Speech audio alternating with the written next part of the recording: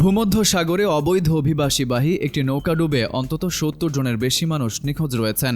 রোববার মেডিটেরানিয়া saving humans এবং C watch এই তথ্য জানিয়েছে। ফ্রান্স 24-এর এক প্রতিবেদনে এ তথ্য জানানো হয়। প্রতিবেদনে বলা হয়, নৌকাডুবিতে 2 জন নিহত হয়েছেন এবং 32 জনকে জীবিত উদ্ধার করা হয়েছে। সি ওয়াচের প্রকাশিত ছবিতে দেখা গেছে 2 জন ব্যক্তি নৌকার পাল আঁকড়ে ধরেছেন আর একটি বাণিজ্যিক জাহাজ তাদের উদ্ধার করতে এগিয়ে আসছে। মেডিটেরানিয়া সেভিং হিউম্যানস বলেছে, এই মর্মান্তিক দুর্ঘটনা ইউরোপীয় সরকারগুলোর নীতি প্রয়োগের ফল, যা অভিবাসীদের জন্য নিরাপদ ও আইনসম্মত পথ খোলার ক্ষেত্রে ব্যর্থ।